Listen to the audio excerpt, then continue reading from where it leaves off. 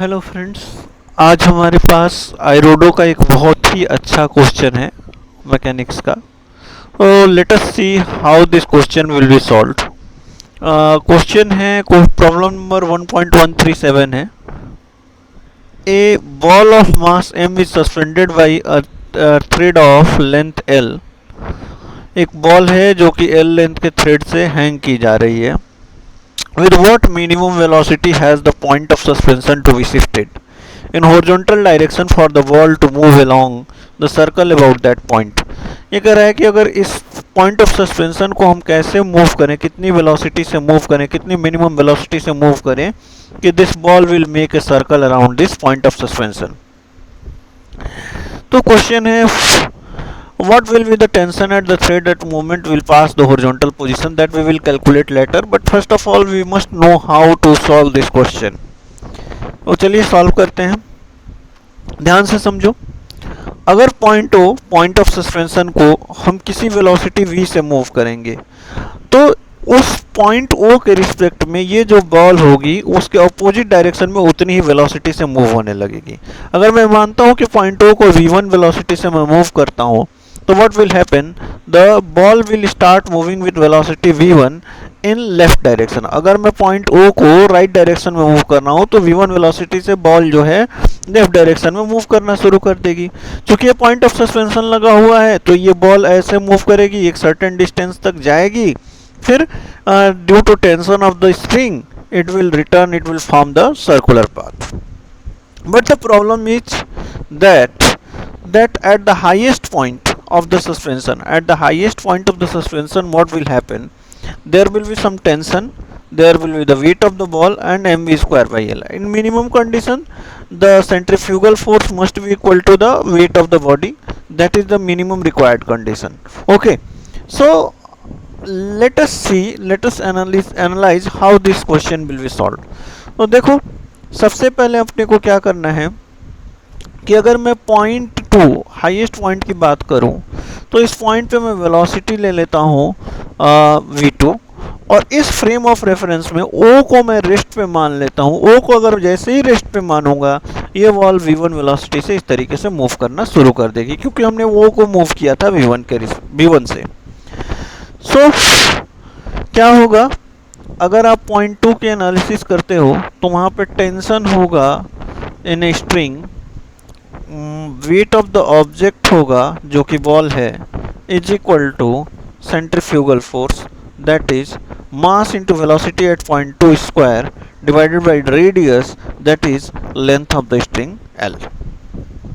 ठीक है, इसको इक्वेशन नंबर 1 मान लेते हैं। सेकंड, अगर law of conservation of energy से देखा जाए तो यहाँ जो काइनेटिक एनर्जी आपने इम्पार्ट की, जब यहाँ पे पहुँचा तो ये दो पार्ट में बाइफर्केट हो गया। First is the kinetic energy and second is the potential energy with respect to that point.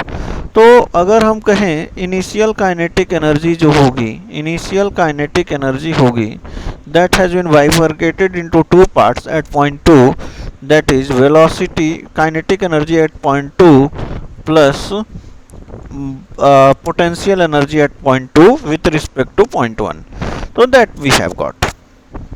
अच्छा जी, अगर मैं पॉइंट इसको अरेंज करूं तो what I will get v1 square minus v2 square is equal to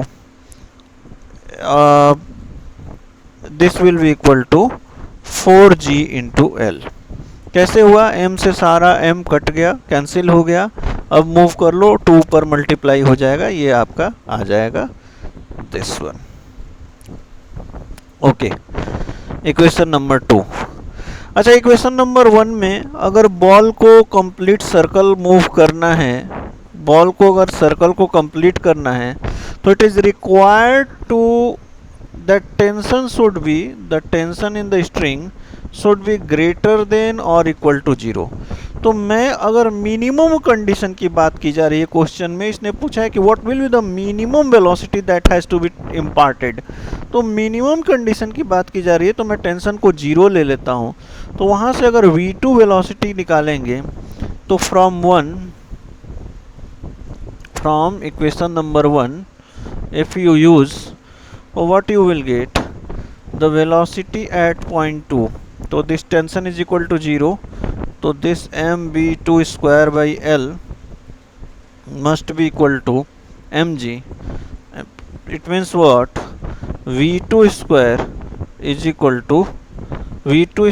equal to g into L, sorry g into L, ये आपका g into L के बराबर होगा।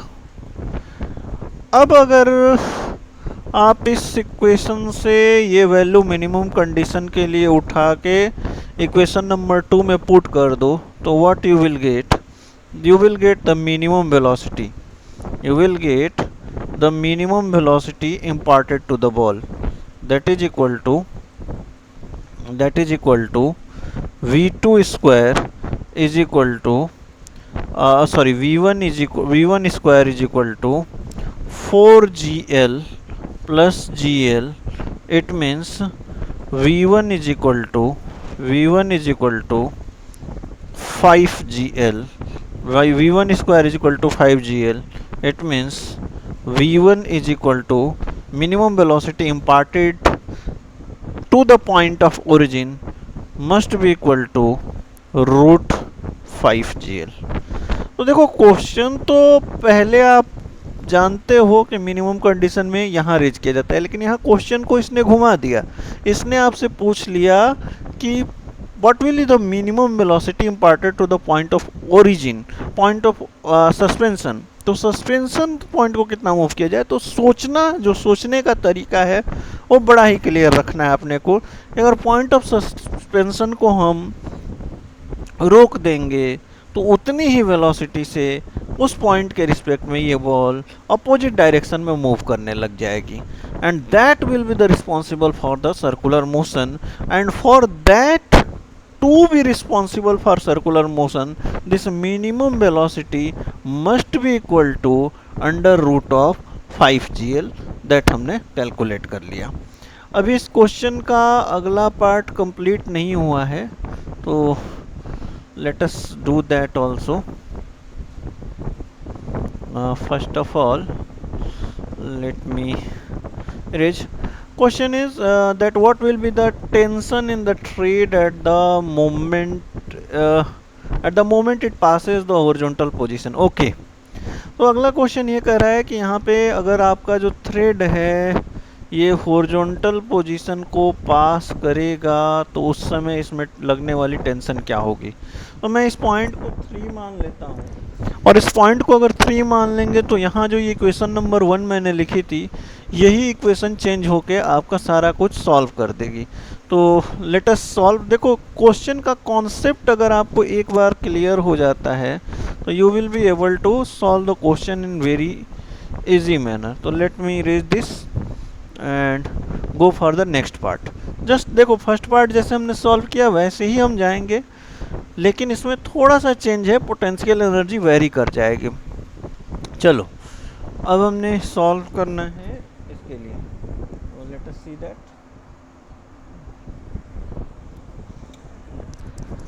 See that. ओके, तो एट पॉइंट 3 पे अगर टेंशन को मैं T3 मान लेता हूँ, let me T3, and velocity को V3 मान ले, तो 3 कौन सा पॉइंट है जब हॉरिजॉन्टल में है। तो यहाँ ये तो इक्वेशन वैसे ही रहेगी, ठीक है। इसको इक्वेशन नंबर कुछ भी मान लो, आप इक्वेशन नंबर 5 मान लो। एंड जब मैं सेकंड पॉइंट पे आता हूँ, एनर्जी कंजर्वेशन का इक्वेशन यूज करूँगा, तो यहाँ टेंशन हमको ये जो V1 है हम ऑलरेडी निकाल चुके हैं, वो रूट 5gl है। तो let us solve, and potential energy here will become mg into L with respect to this point. इस पॉइंट के रिस्पेक्ट में ये वाला जो डिस्टेंस है वो l है, तो यहाँ पे mg इंटू एल हो जाएगा। अब आप इसको सॉल्व करो तो what you will get half m v1 square, that I will write 5gl is equal to half m v2 square plus mg into L. Just इसको सॉल्व कर लीजिए। What you will get mgl, that is 5 mgl divided by 2 minus M G L is equal to half M B two square. इसको solve करेंगे तो you will get 3 mgl by 2 is equal to half M V two square. Half half cancel हो गया, m से m cancel हो गया, you will get the value of v2 that is equal to under root of 3gl। तो ये आपका second part question का भी सॉल्व हो गया। तो ऐसे क्वेश्चन के लिए दो तरह के कॉन्सेप्ट यूज करने हैं आपको, एक तो फोर्स की एनालिसिस करनी है और दूसरा कंजर्वेशन ऑफ एनर्जी यूज करना है। It will be easier for you to solve such questions applying these techniques. Okay, thank you.